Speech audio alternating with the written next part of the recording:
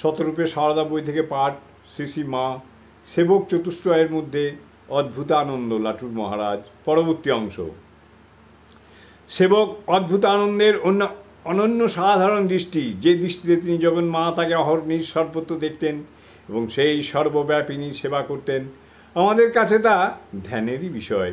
মনে পড়ে লাটু মহারাজের মুখে সেই মিষ্টি ভাষায় আমার সেই দক্ষিণেশ্বরের মা কথা কটিতে কি দূরস্পর্শী ভাব উদ্যতনা।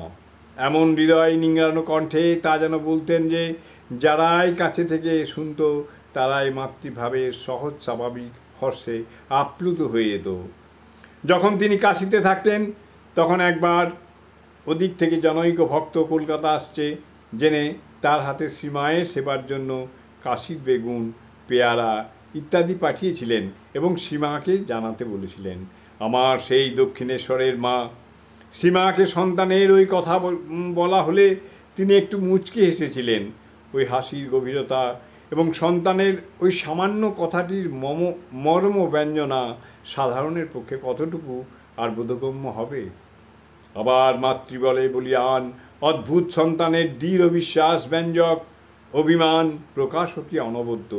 দৃষ্টান্তস্বরূপ উল্লেখ্য, বরানগর মঠে একদিন সকালে ঠাকুরের বাল্যভোগের জন্য হালুয়া তৈরি করতে গিয়ে শশী মহারাজ দেখেন কড়া অপরিষ্কার। লাটু মহারাজ ওই কড়াতে ছোলা সিদ্ধ করে রেখেছিলেন, আবার পরিষ্কার করে রাখতে ভুলে গিয়েছিলেন সম্ভবত।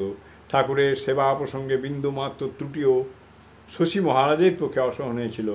অধৈর্য শশী মহারাজ সেদিন লাটু মহারাজকে এই রকম অমনোযোগের জন্য বেশ কঠোর ভাষায় তিরস্কার করেছিলেন।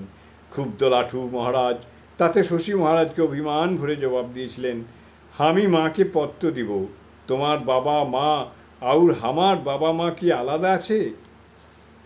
জয় মা, জয় মা।